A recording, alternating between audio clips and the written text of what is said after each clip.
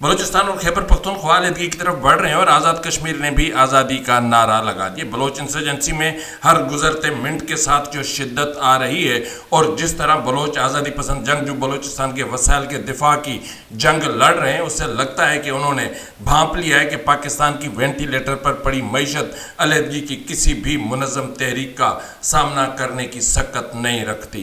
क्या मुआशी तौर पर तबाह और इंसर्जेंसी से झूंझता मुल्क मिलिट्री इस्टेब्लिशमेंट के मुफादात के लिए मुफीद है? जनरल ज़िया से लेकर जनरल फैज़ हमीद और जनरल कमर जावेद बाजवा तक मिलिट्री इस्टेब्लिशमेंट की करप्शन की अनकही दास्तानें भी आपके सामने रखेंगे और बताएंगे कि किस तरह सिविल बालादस्ती के खात्मे के लिए सिविल ब्यूरोक्रेसी की जगह कितने फौजी अफसरान तैनात किए जा चुके हैं। 99,60,000 अरब रुपए का मकरूज और रोल ओवर के सहारे पर टिका मुल्क अपने वजूद की बका की जंग लड़ सकता है? जिस सिंध ने पाकिस्तान बनाया, उस सिंध की तकसीम के खिलाफ उठने वाली इंसर्जेंसी का इस मुल्क की इस्टेब्लिशमेंट के पास सामना करने की हिम्मत है? ये अहम तरीन इशू है, इस पर हम बात करेंगे। लेकिन इसी से जुड़ा हुआ एक और इशू है। BLA ने पाकिस्तानी फौज को बलूचिस्तान से निकल जाने का अल्टीमेटम दे दिया और पिछले 8 रोज में 26 एहलकारों की हलाकत की जिम्मेदारी भी कबूल की। BLA ने कहा है कि बलूचिस्तान आज़ादी के बहुत करीब है, जबकि BLF ने हालिया कार्रवाइयों के दौरान 29 एहलकारों की हलाकत की जिम्मेदारी कबूल कर ली। जबकि पहली बार ऐसा हुआ है कि बलूचिस्तान की बलोच मुसल्लह खवातीन ने शाहराहों पर आकर नाकाबंदी शुरू कर दी, चेकिंग भी की। क्या बलूचिस्तान आज़ादी के सच में करीब है? क्या बलूचिस्तान की आज़ादी के लिए अक़वाम मुत्तहिदा की शराइत मुकम्मिल हो चुकी हैं? क्या महज इंसर्जेंसी के बुनियाद पर आज़ादी मुमकिन है? इसी नाजुक तरीन मौजू पर भी अहम तरीन हक़ाइक़ आपके सामने रखूँगा।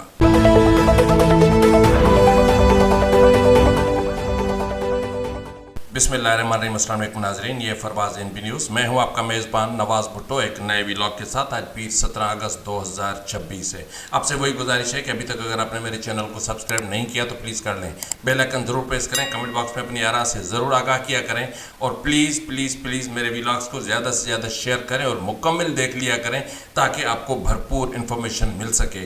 नाज़रीन, मुझे हैरत होती है मिलिट्री इस्टेब्लिशमेंट पर या बिलखुसूस DG ISPR पर या फिर वज़ीर दिफा पर या फिर वज़ीर इत्तलात पर कि वो किसी भी बड़े सानिए के रूनुमा होने के सिर्फ चंद ही मिनट के बाद मीडिया के सामने आते हैं और फिर वो रोना शुरू कर देते हैं कि ये रॉ की इसमें इन्वॉल्वमेंट है और फिर भारत इसमें मुलविस है और फिर अफ़गानिस्तान का रोना शुरू कर देते हैं। जबकि इनको जिन फोरम्स पे सबूतों के साथ जाकर रोना चाहिए वहाँ ये नहीं रोते। लेकिन मैं समझता हूँ कि अब ये इल्ज़ामात पुराने हो चुके होते हैं, लेकिन भारत पर या रॉ पर या अफ़गानिस्तान पर या किसी भी अरब मुल्क पर इस किस्म के संगीन इल्ज़ामात आयद करने से पहले कम से कम इतना तो इंतज़ार कर लें कि तहकीकात हो जाए या कम से कम इतना ही हो कि FIR का इंदराज हो चुका हो। लेकिन मसला ये है कि इस वक्त बलोच इंसर्जेंसी, क्योंकि ये बात मैंने इसलिए की कि बलूचिस्तान के हवाले से पाकिस्तान की मिलिट्री इस्टेब्लिशमेंट और पाकिस्तान की हुकूमत का और फिर GHQ प्रॉक्सी बलूचिस्तान हुकूमत का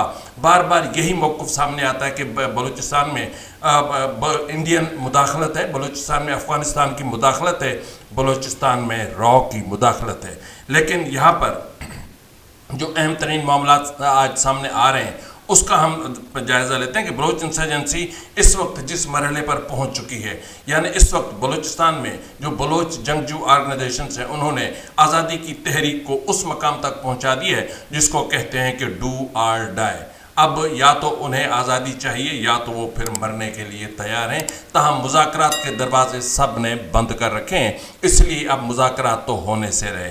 बलोच आज़ादी पसंदों के थिंक टैंक ने शायद भांप लिया है कि जो सामने चीज़ें आ रही हैं कि अगर बलूचिस्तान आज़ाद ना हुआ तो उनके कुदरती वसाइल उन्हीं के ख़िलाफ़ इस्तेमाल होंगे और जिस तरह अभी हो रहे थे। क्या कोई मालामाल खिता मकरूज़ रियासत का हिस्सा रहने को तरजीह देगा? यह है अहम तरीन सवाल, लेकिन इस सवाल का कहीं से कोई जवाब नहीं आ रहा। दूसरी तरफ देखें तो नोशकी N40, जी नाजरीन, कोयटा तफ्तान शारा पाकिस्तान की मईशत की शहरक, वहाँ पर सूरत हाल इंतहा से ज़्यादा ख़राब है। बलोच सरमचारों का वहाँ पर मुकम्मल कंट्रोल है और उन्होंने ख़बरदार कर रखा है हैवी गाड़ियों को कि वो वहाँ से सफ़र ना करें। कोयटा तफ्तान शाहराह की बंदिश की वजह से गाड़ियों की طویل قطاریں جو کئی کلومیٹر پر محیط ہیں لگ گئی ہیں، جبکہ ریاست کو اس سے یومیہ اربوں روپے کا نقصان اٹھانا پڑ رہا ہے۔ تمام تر دعووں کے باوجود N40 پر، یعنی ملٹری اسٹیبلشمنٹ کے تمام تر دعووں کے باوجود N40 پر ٹریفک کی روانی بحال نہیں کروائی جا سکی۔ اس کا مطلب یہ ہے کہ بلوچستان میں بلوچ انسرجنسی انتہا سے زیادہ خطرناک مرحلے میں پہنچی ہوئی ہے۔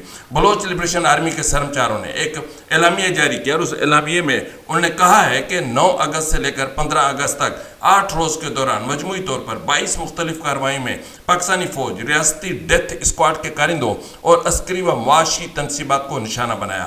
ان حملوں کے نتیجے میں فوج اور ڈیتھ اسکواڈ کے 26 اہلکار ہلاک اور متعدد زخمی ہو گئے، جبکہ ایک چھاپہ مار کارروائی کے دوران ان ڈیتھ اسکواڈ کے ایک کارندے کو زندہ حراست میں لیا گیا۔ سرمچاروں نے پولیس تھانوں، سیکیورٹی پوسٹوں سمیت متعدد پلوں کو دھماکوں سے تباہ کیا اور معاشی ناکہ بندی کے تحت 9 تجارتی و استحصالی گاڑیوں کو کارروائیوں میں ناکارہ بنایا، جبکہ فوج کی متعدد گاڑیوں کو IED دھماکوں سے بھی نقصان پہنچایا گیا۔ لیکن اس کے ساتھ ہی بلوچ لبریشن فرنٹ نے بھی اعلامیہ جاری کیا۔ انہوں نے کہا کہ حالیہ مختلف کارروائیوں کی میں ذمہ داری قبول کرتے ہوئے کہا کہ انہوں نے 23 کارروائیوں میں 29 فوجی اہلکاروں کی ہلاکت کی ذمہ داری قبول کی ہے، جس میں متعدد زخمی ہیں اور 2 گاڑیاں تباہ ہیں، اور پولیس تھانے کو نظر آتش کرنے اور وائی فائی ٹاورز کو ناکارہ بنانے کی بھی ذمہ داری قبول کی۔ لیکن بلوچستان میں جو چیز پہلی مرتبہ انوکھی ہوئی وہ یہ ہے کہ بلوچ مسلح تنظیموں سے وابستہ بلوچ خواتین نے تولگی روڈ سے سی پیک روڈ جانے والی راستے پر ناکہ بندی کرتے ہوئے سڑکوں کی آمد و رفت کے لیے بند کر دیا۔ جی ناظرین، بلوچ مسلح خواتین اب سڑکوں پر آ گئی ہیں۔ بلوچ مسلح خواتین اب ناکہ بندی انہوں نے شروع کر دی ہے۔ مسلح بلوچ خواتین نے عارضی چیک پوسٹ قائم کر کے گزرنے والی گاڑیوں اور افراد کی چیکنگ بھی کی۔ یہ ایک بہت بڑا خطرناک پہلو ہے جو آگے چل کر اس میں مزید شدت بھی آ سکتی ہے۔ تاہم BLA نے مقتدر حلقوں کو، یعنی اسٹیبلشمنٹ کو، ملٹری کو، وہاں سیکیورٹی فورسز کو واضح طور پر الٹیمیٹم دیا ہے کہ وہ خطے سے اپنی فوج کا انخلا کریں، ورنہ یہ مسلح کارروائیاں بلوچستان کی آزادی تک مستقل جاری رہیں گے اور بلوچستان آزادی کے بہت قریب ہے۔ اس کے باوجود کہ جو عسکری اسٹیبلشمنٹ نے صوبے پر اپنا انتظامی اور عسکری کنٹرول برقرار رکھا ہوا ہے، بڑے پیمانے پر انٹیلیجنس بیسڈ سویپ آپریشنز اور زمینی اور فضائی سیکیورٹی گریڈز کے ذریعے شورش زدہ علاقوں کو کلیئر رکھنے کی حکمت عملی نافذ ہے۔ کسی بھی خطے کی باقاعدہ یہ آپریشنز چل رہے ہیں، آپ نے ریسنٹلی دیکھا ہوگا، جس طرح میں نے متواتر پروگرام کیے تھے گدر کے حوالے سے، تو وہاں پر گدار کے حوالے سے کہ وہاں پر جس طرح میزائل داغے گئے، جس طرح سول آبادی، بچوں، عورتوں، خواتین، بزرگوں کو جس انداز میں شہید کیا گیا، اس طرح کے آپریشن چل رہے ہیں۔ لیکن بہرحال کچھ بھی ہو، اس وقت قانونی طور پر بلوچستان پر ملٹری اسٹیبلشمنٹ کا کنٹرول ہے اور انہی کی بلوچستان میں حکومت ہے۔ لیکن جس طرح BLA نے کہا کہ ہم آزادی کے بہت قریب ہیں، یا جس طرح میں نے سوال اٹھایا کہ کیا BLA کے کہنے پر یا BLA کی اس بات میں کتنا وزن ہے کہ بلوچستان آزادی کی طرف جا رہے ہیں۔ جس طرح ریسنٹلی بلوچستان کی آزادی کے حوالے سے 11 اگست کو آزاد بلوچستان کا جشن آزادی بھی منایا گیا، لیکن حقیقت کیا ہے اس کو ذرا باریکی سے سمجھنے کی ضرورت ہے۔ کسی بھی خطے کی باقاعدہ آزادی یا علیحدگی کے لیے صرف داخلی شورش کافی نہیں ہوتی، یعنی اس وقت صرف بلوچستان کی جو انسرجنسی ہے وہ کافی نہیں ہوتی، بلکہ اس کے لیے بین الاقوامی سطح پر اقوام متحدہ کے چارٹر کے تحت تسلیم کیا جانا اور عالمی برادری کی سفارتی حمایت لازمی ہوتی ہے۔ لیکن اس وقت تک دنیا کا کوئی بھی خود مختار ملک یا عالمی ادارہ بلوچستان کی علیحدگی پسندی کی باضابطہ حمایت نہیں کرتا اور عالمی طاقتیں پاکستان کی جغرافیائی سالمیت کو تسلیم کرتی ہیں۔ تو یہی جو معاملہ ہے یہ بڑا خطرناک معاملہ ہے، لیکن اس تمام صورتحال کے باوجود خیبر پختونخوا میں بھی انسرجنسی سر اٹھا رہی ہے اور آزاد جموں کشمیر میں بھی حق خود ارادیت کے لیے لوگ سڑکوں پر ہیں۔ لیکن اگر ایک ساتھ انسرجنسی شدت پکڑتی ہے تو کیا ہوگا؟ کیا پاکستان کی معاشی حالت ایسی ہے کہ اس کا سامنا کر سکے؟ یہ ہے وہ سوال جس کو ہم نے کھولنا ہے۔ لیکن اس سے پہلے افسوسناک صورتحال میں آپ کو بتا دوں ملٹری اسٹیبلشمنٹ کے حوالے سے کہ سندھ اسمبلی نے قیام پاکستان کی تاریخی قرارداد 3 مارچ 1943 کو منظور کی تھی۔ یہ قرارداد سائیں جی ایم سید نے پیش کی تھی، جس کی تائید اس وقت کے وزیر اعلیٰ سر غلام حسین ہدایت اللہ کی حکومت نے کی تھی، لیکن آج یہ پاکستان اس سندھ کی تقسیم کی بات کر رہا ہے۔ تو اگر سندھ کی تاریخ اور تاریخی وجود کے دفاع کے لیے سندھ سے کسی انسرجنسی نے سر اٹھایا تو کیا موجودہ ملک کی جو صورتحال ہے کیا وہ اس کا سامنا کر سکتی ہے؟ کیا جس طرح انگریز حر تحریک کا مقابلہ نہیں کر سکے تھے، تو ظاہر ہے کہ سندھ وہ صوبہ ہے جو پاکستان کا بانی ہے۔ مجھے یاد ہے سائیں جی ایم سید سے میری ایک ملاقات ہوئی سن میں، تو وہاں ایک سوال کیا تھا میں نے کہ سندھ اسمبلی میں آپ نے قرارداد پیش کی، پھر آپ نے قرارداد جس انداز میں منظور کروائی، میں اس طرف نہیں جا رہا، تو آج آپ علیحدگی کی باتیں کر رہے ہیں، تو یہ کیا ہے؟ تو انہوں نے کہا تھا کہ مجھ سے یہ گناہ سرزد ہوا، یہ گناہ مجھ سے سرزد ہوا کہ میں نے قرارداد پیش کی، اور یہ گناہ مجھ سے سرزد ہوا کہ اس کو اکثریت رائے سے منظور بھی کروایا۔ تو جب اس طرح کی سوچ رکھنے والے لوگوں کی ذہنی تکلیف اس نہج کو پہنچ جائے تو کیا ہوگا؟ لیکن ہم اب آگے چلتے ہیں کہ آخر بلوچ انسرجنٹس کیوں سمجھتے ہیں کہ ان کی انسرجنسی میں مزید شدت لازمی ہے؟ کیا وجہ ہے کہ اب خیبر پختونخوا میں انسرجنسی سر اٹھا رہی ہے؟ آخر کیوں آزاد اب جموں کشمیر میں بھی حق خود ارادیت کی بات کی جا رہی؟ اس کی وجوہات کیا ہیں؟ کیونکہ اس ملک کی جو ملٹری اسٹیبلشمنٹ شروع سے لے کر آج تک معاملات رہے ہیں وہ کرپشن سے لبالب بھرے ہوئے ہیں۔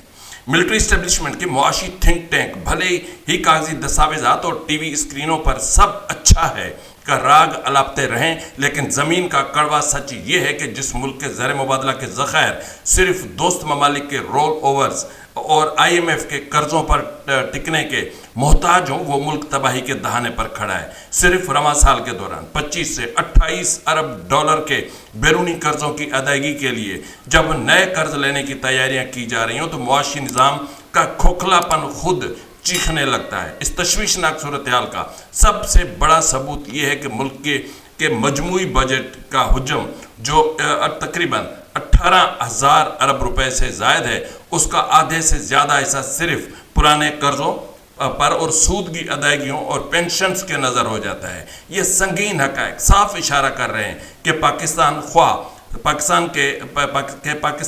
خواہ سرکاری دستاویزات میں ڈیفالٹ نہ بھی کر چکا ہو، لیکن وہ خفیہ اور غیر اعلانیہ طور پر ڈیفالٹ کے بدترین اور خطرناک ترین گرفت میں پوری طرح جکڑا جا چکا ہے۔ تو اس تمام تناظر میں آگے جو آپ کی خدمت میں رکھ رہا ہوں وہ یہ ہے کہ خارجی اور داخلی قرضوں کا یہ بڑھتا ہوا پہاڑ اور خطے کی تیزی سے بدلتی ہوئی تصوراتی و سیاسی صورتحال اب یہ واضح پیغام دے رہی ہے کہ یہ ادھار کی زندگی اب مزید نہیں چل سکتی۔ اب وہ دن دور نہیں جب پاکستان عنقریب بیرونی قرضوں کے قسطیں دینے سے بھی سری لنکا کی طرح صاف انکار کر دے گا اور دنیا کے سامنے باقاعدہ اپنے ڈیفالٹ کا اعلان کر دے گا۔ جب ایک ایٹمی طاقت اپنے ہی اندرونی اور تجارتی انفراسٹرکچر کو بچانے کی سکت کھو دے اور عوام پر نافذ ٹیکسوں کا بوجھ صنعتوں کو ہی بند کر دے، کاغذی معیشت کی یہ سارے فرسودہ دعوے مٹی کا ڈھیر بن جاتے ہیں، اور یہی وہ ہولناک طوفان ہے جس کی آمد کے خوف سے اسلام آباد کے ایوان کانپ رہے ہیں۔ ناظرین، اسٹیٹ بینک کے تازہ ترین اعداد و شمار کے مطابق جون 2026 تک پاکستان کا مجموعی قرضہ 99.6 ٹریلین یعنی 99,60,000 ارب روپے تک پہنچ چکا ہے۔ پچھلے ایک سال کے دوران ملک کے قرضوں میں 5.2 ٹریلین روپے کا اضافہ ہوا ہے۔ ان اعداد و شمار کو ذرا دیکھتے جائیے گا۔ پاکستان اوسطاً روزانہ تقریباً 15.8 سے 22 ارب روپے اور ماہانہ لگ بھگ 470 سے لے کر 560 ارب روپے تک کے نئے قرضے یا مجموعی قرضوں میں اضافہ برداشت کر رہا ہے۔ تو مجموعی سرکاری قرضہ ہے، اسٹیٹ بینک اور وزارت خزانہ کے اعداد شمار کے مطابق پاکستان کا کل مرکزی حکومت کا قرضہ बढ़कर तकरीबन 83,642 अरब रुपए यानी 83.6 ट्रिलियन रुपए तक पहुंच चुका है। बिजली के शोबे के गर्दिशी कर्जे में 61 अरब रुपए का इजाफा। जून 2025 के इख्तिताम पर जो कर्ज 1614 अरब रुपए था वो जून 2026 के इख्तिताम पर 1675 अरब रुपए हो गए हैं। बिजली के शोबे का गर्दिशी कर्जा वाजबात बढ़कर 1740 अरब रुपए से 1764 अरब रुपए तक रिकॉर्ड किए गए हैं। गैस के गर्दिशी कर्जा और उसके झेली वाजबात बढ़कर 3442 अरब रुपए तक पहुंच चुके हैं। पाकिस्तान स्टील मिल्स का मजमूई खसारा 255 अरब रुपए से तजावुज कर चुका है। बिजली की तकसीम कार कंपनियों यानी डिस्कोस की नाअहली और तरसीली नुकसानात की मद से सालाना खरबों रुपए का नुकसान होता है, जो कि औसतन सालाना 260 अरब रुपए से जायद के खसारे का बायस बनता है। नेशनल हाईवे अथॉरिटी का सालाना खसारा माली साल 2024-25 में तकरीबन 288.54 अरब रुपए, जबकि मजमूई खसारा क़याम से लेकर अब तक 2.7 ट्रिलियन रुपए से तजावुज कर चुका है।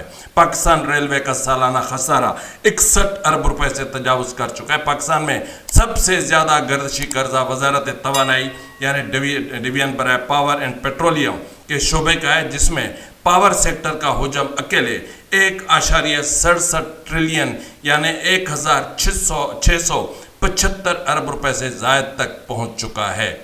तबाही की असल वजह क्या है? ये तो वो हक़ाइक़ है, आदाद शुमार हैं जो मौजूद हैं, लेकिन असल वजह क्या है ज़रा उस पर भी आते हैं। बार बार ये कहा जाता है कि पाकिस्तान की जो सिविल हुकूमतें हैं वो नाकाम होती हैं। बेसिकली सिविल हुकूमतों की नाकामी के पीछे मिलिट्री इस्टेब्लिशमेंट होती है, उनको करप्ट बनाने के पीछे मिलिट्री इस्टेब्लिशमेंट होती है, उन पर केसेस बनाती है, फिर केसेस विथड्रा करते हैं, फिर केसेस बनवाते हैं। नवाज शरीफ हो, आसिफ जरदारी हो, बेनज़ीर हो, कोई भी हो, आगे जो मैं हक़ाइक़ बताने जा रहा हूँ आपके रोंगटे खड़े कर देंगे कि ऐसी सूरत हाल में आखिर कौन सा खित्ता एक ऐसे मुल्क के साथ रहना चाहेगा जिस मुल्क का वजूद अब एक लरसती हुई, एक डगमगाती हुई दीवार बन चुका है।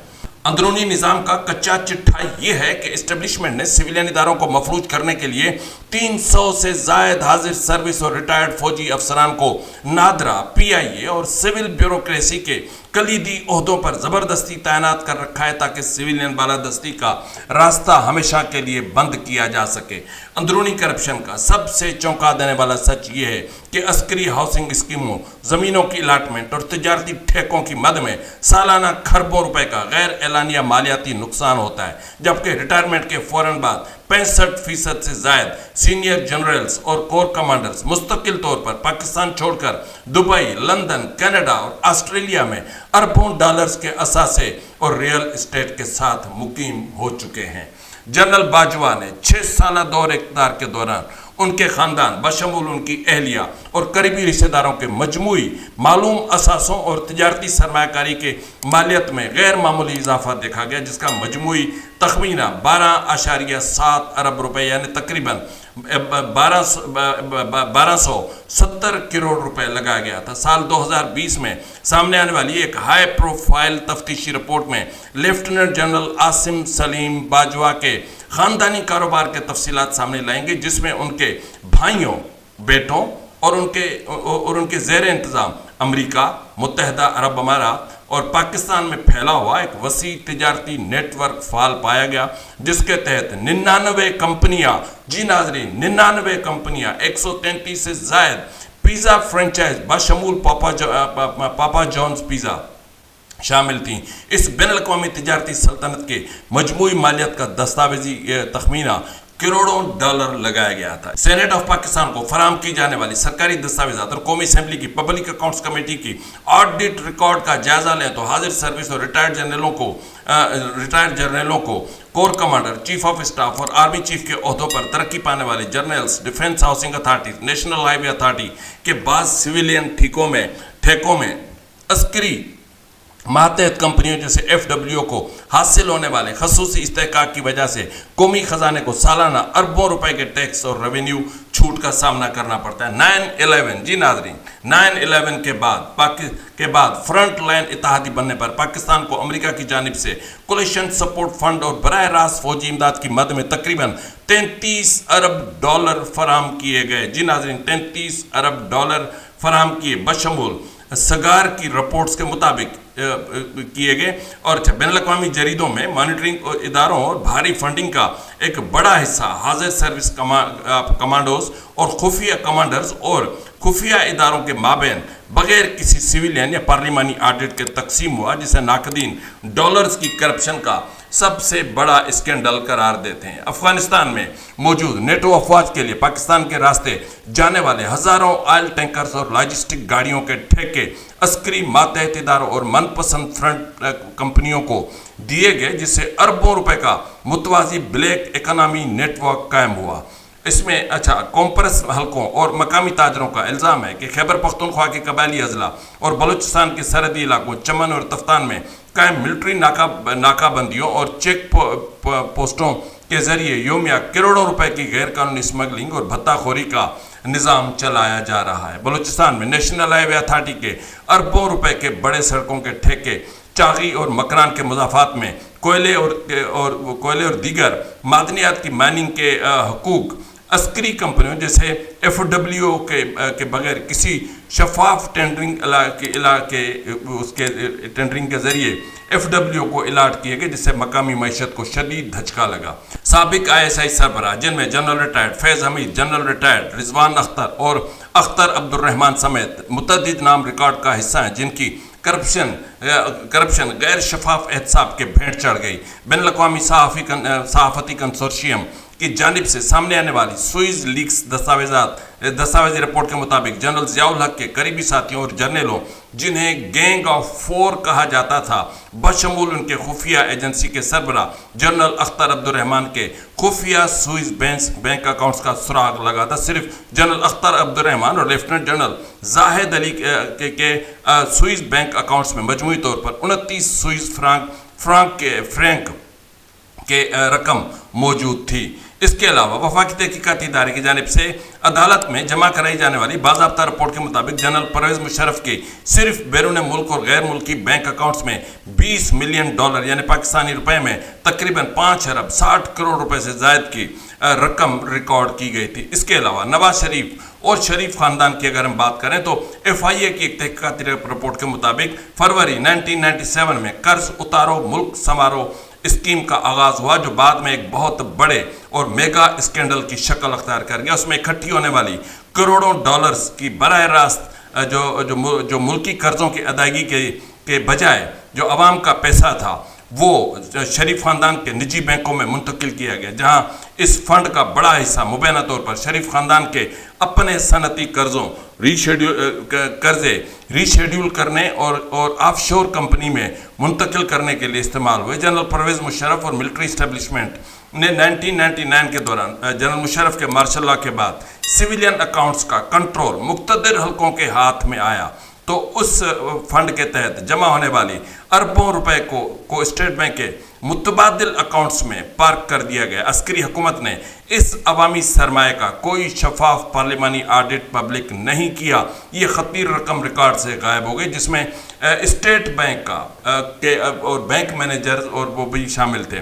अब बात करते हैं एडमिरल मंसूर उल हक, पाकिस्तान की तारीख के पहले अस्करी सरबराह थे नेवी के, जिन्हें करप्शन के संगीन इल्जामात पर बरतरफ किया गया। कार्रवाई से बचने के लिए अमेरिका फरार हुए, फिर वहां से गिरफ्तार करके उनको वापस पाकिस्तान भेजा गया, जिसने यहां आकर 7.5 मिलियन डॉलर यानी तकरीबन 2 अरब रुपए से ज्यादा की खतीर रकम सरकारी खजाने में जमा करवाई और उनके गुनाह धुल गए। जनरल परवेज अशरफ क्यानी के दौर इक़्तिदार में उनके भाई कामरान क्यानी और अमजद क्यानी पर DHA वैली और आशियाना हाउसिंग स्कीम में अस्करी असर सूख इस्तेमाल करके 17 अरब रुपए के होलनाक मालियाती फ्रॉड का बाकायदा मुकदमा दर्ज हुआ। जनरल राहिल शरीफ की रिटायरमेंट के फौरन बाद लाहौर के इंतहाई महंगे और तजवराती इलाके बेलियां रोड यानी इंडियन बॉर्डर के करीब पर 90 एकड़ जी नाजरीन 90 एकड़ तकरीबन 720 कनाल कीमती ज़राई कमर्शियल ज़मीन अलाट करने का भी स्कैंडल सामने है। पाकिस्तान में वजारत खारजा के तयशुदा 20% पॉलिटिकल कोटे यानी सियासी तकर्रियों के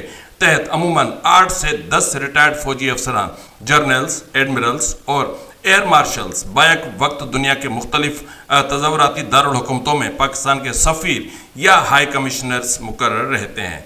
तो इस वक्त कतर, उर्दून, फ़लस्तीन, बोस्निया हर्ज़ेगोविना, सऊदी अरब, ब्रुनाई, दारुल इस्लाम, श्रीलंका, यूक्रेन, मालदीव, नाइजीरिया, शाम, मॉरिशस और लीबिया वो ममालिक हैं जहाँ रिटायर्ड फौजी अफसरान तैनात हैं।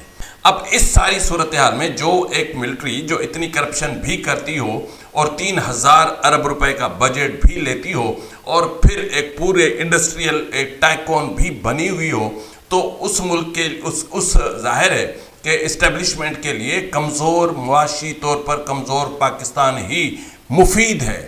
तो यही वजह है कि जो बलोच थिंक टैंक्स हैं या जो पख्तून थिंक टैंक्स हैं या जो इंटरनेशनली जो एक सिचुएशन क्रिएट हो रही है, अगर हम उसको देखें तो फिर जाहिर है वो सोचेंगे कि ऐसे मुल्क में क्यों रहें जहां सिर्फ मिलिट्री इस्टेब्लिशमेंट का राज हो, जहां पार्लियामान मिलिट्री इस्टेब्लिशमेंट चलाती हो, जहां अदालतें मिलिट्री इस्टेब्लिशमेंट चलाती हों, जहां मीडिया हाउसेज मिलिट्री इस्टेब्लिशमेंट के ताबे हों, जहां आइन मुअत्तल होने के बावजूद भी कहा जाए कि आइन अपनी जगह पर बरकरार है, जहां पार्लियामान के वजूद पर एक बहुत बड़ा सवालिया निशान लगाओ, जहां सेनेट के जो सेनेटर्स होते हैं वो GHQ की मंजूरी के बगैर वहां पर मुकर्रर नहीं होते। तो इस सारी सूरत हाल में आप मुझे बताएं कि इस खित्ते में रहना कितना दुश्वार होगा या इस मुल्क की जोग्राफी हदूद में रहना इस वक्त कितना मुश्किल होगा। और आने वाले दिन जिस तरह मैंने आपको बताया जितने कर्ज बढ़ रहे हैं योमिया की बुनियाद पर, इस तरह अगर हम देखें तो फिर तो आने वाले कुछ दिनों में भाई आपके नाक पर और आपके मुंह पर एक मीटर लगा दिया जाएगा ताकि आप पता चले कि आपने 24 घंटों में कितनी सांसें ली और हर सांस पर आपकी टैक्स लगेगा। ये आप जहन में रख लें, क्योंकि इस वक्त जो बलूचिस्तान की जंग है, खैबर पख्तूनख्वा, गिलगित बिल्तिस्तान, आज़ाद कश्मीर की जंग है, वो मादनियात की जंग है और यही वो मादनियात हैं जो पाकिस्तान का कर्ज उतार सकते हैं। लेकिन बदकिस्मती ये है कि इन्हीं मादनियात को वहीं के लोगों के खिलाफ इस्तेमाल किया जाता है। सुई की गैस से पंजाब का चूल्हा तो जलता है लेकिन सुई के लोग गैस से महरूम हैं। तो इस सारे तनाजुर में आप मुझे बता दें कि आखिर इस मुल्क को कहाँ लेकर जा रही है मिलिट्री इस्टेब्लिशमेंट, कहाँ ले आकर खड़ा कर दिया है। वहाँ जहाँ मुल्क मुआशी तौर पर इतना तबाह और कमज़ोर हो चुका है कि किसी भी शदीद इंसर्जेंसी का मुकाबला करने की अब उसमें सकत तक नहीं रही। यही वजह है कि बलोच इंसर्जेंसी में जो बलोच आज़ादी पसंद है वो इतनी शदीद हमले कर रहे हैं कि सिर्फ पिछले 8 दिनों में 75 एहलकारों की हलाकत क्या माना खेज नहीं है। क्या बलोच जो है वो मुसल्ला खवातीन का सड़कों पर आकर नाकाबंदी करना इस रियासत के इस बयानिए के मुंह पर कालक नहीं पोतता कि बलूचिस्तान में रियासती रिट बरकरार है। और बलूचिस्तान का वजीर दाखिला कहता है कि बलूचिस्तान की शाहराहें हमारे ही कंट्रोल में, लेकिन बस ये है कि हम गुजर नहीं सकते। जबकि इस प्रेस कॉन्फ्रेंस से 2 दिन पहले मस्तोंग में उसके ऊपर खुद पर हमला हुआ, उसके 6 एहलकार जख्मी हुए, सिक्योरिटी गार्ड्स, और खुद बम प्रूफ गाड़ी में होने की वजह से बच गया। तो मसला ये है कि इस तरह के दावे करना कितना तशवीशनाक हो सकता है। और आने वाले दिन बलूचिस्तान, खैबर पख्तूनख्वा, गिलगित बिल्तिस्तान और कश्मीर के हवाले से कितने माना खेज होंगे और मिलिट्री इस्टेब्लिशमेंट के हवाले से कितने खतरनाक होंगे, ये फैसला आने वाला वक्त ही करेगा। फिर वक्त के लिए इतना ही, मिलते हैं अगले प्रोग्राम में, तब तक इजाज़त दीजिए। फी अमान अल्लाह।